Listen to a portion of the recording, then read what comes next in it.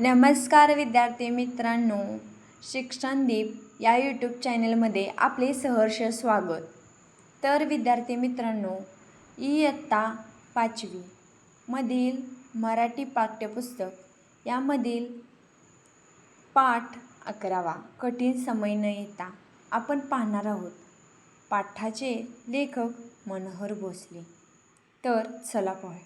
कठीण समय येता म्हणजेच आपल्यावरती कठीण वेळ आल्यावरती कसं होते, म्हणजे आपल्या कठीण वेळ आल्यावर काय आपली प्रतिक्रिया होते त्यामधून कळत आहे. तर चला पाहूया. कृष्णाकाठी वसलेले राजापूर हे एक गाव. साखर कारखान्यामुळे या परिसरात मोठ्या प्रमाणात ऊस पिकवला जातो. ऊसाची वाहतूक बैलगाडीतून केली जाते. कारखान्यापर्यंत कच्चे पक्के रस्ते आहेत. एकामागून एक ऊसाच्या गाड्या कारखान्याकडे जातात. एके दिवशी एक बैल थकल्यामुळे एक बैलगाडी इतर बैलगाड्यांच्या बरीच मागे राहिली होती. मुंडासे गुंडाळलेला गाडीवान गाडी हाकत होता. गाडीवर त्याची 7-8 वर्षाची मुलगी व बाजूलाच त्याची बायको बसलेली होती. ती बैलगाडी बंधाऱ्यालगतच्या उताराला लागली. रस्त्याच्या बाजूला खोदलेल्या मोठ्या खड्ड्याजवळ येताच आवाज झाला. बैलगाडीचे एक चाक निघून बाजूला पडले. उसाने भरलेली गाडी एका बाजूला कलल्यामुळे गाडीवानाची बायको त्या खड्ड्यात पडली. वरून उसांचे बांधे तिच्या अंगावर पडू लागले. गाडीवर बसलेली मुलगी एकीकडे फेकली गेली.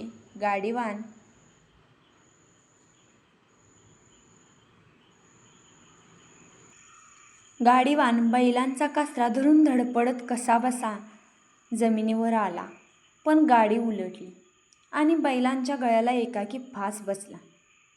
तो खड्डा तर ऊसाने पूर्णच झाकला गेला. तर कृष्णकाठी वसलेले राजापूर एक गाव. नदीच्या किनारी असलेले एक गाव, त्याचे नाव आहे राजापूर.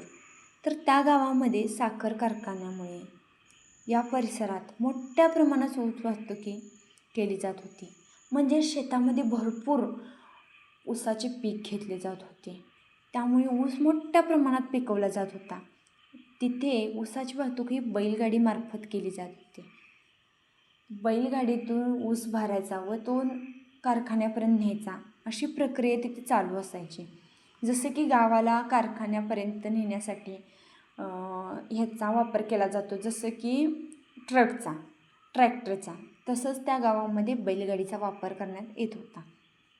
कारखान्यापर्यंत जाण्यासाठी अगदी कच्चे पक्के रस्ते होते. म्हणजे जसे की खडबडीत गावाकडे असतात त्याप्रमाणेच तिथे रस्ते होते. अशा ठिकाणी एकामागोमाग ऊसाच्या गाड्या कारखान्याकडे जातात. त्या दिवशी बैल थकल्यामुळे सर्व गाड्या पुढे गेल्या आणि ही एकच गाडी मागं राहिली होती, बरीच मागे राहिली. तो शेतकरी मुंडासे गुंडाळलेला, म्हणजेच फेटा बांधलेला. जसं की आपण लग्न कार्यक्रमात अशा प्रकारच्या फेटा गुंडाळतो, तशा प्रकारचा ह्याने फेटा बांधलेला माणूस आपणाला या चित्रामध्ये दिसत आहे. व त्याची बैलगाडी व ऊसाने भरलेली ती बैलगाडी, त्याची बैले व त्याच्यासोबत एक मुलगी आणि बाईसुद्धा आपल्याला दिसत आहे. तर ती मुलगी म्हणजे त्याची मुलगी आणि ती त्याची बायको व त्याबरोबर असणारा तो गाडीवान, तो बैला हाकवत होता. तसेच जाता जाता ती बैलगाडी बंधाऱ्यालगतच्या उताराला लागताच रस्त्याच्या बाजूला खोदलेल्या मोठ्या खड्ड्याजवळ जाऊन एका साईडला अशी कडली. त्याचा मोठा आवाज झाला आणि त्यामुळे त्याचे एक चाक निघून अचानक असे बाजूला पडले व उसाने भरलेली गाडी एका बाजूलाच कलल्यामुळे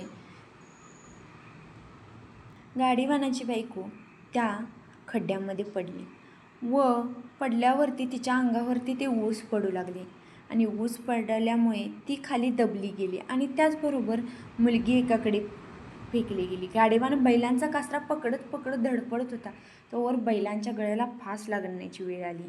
अचानक अशी गाडी उलटली आणि बैलांच्या गळ्याला एकाकी फास बसल्यामुळं तो गाडीवानसुद्धा भ्यायला.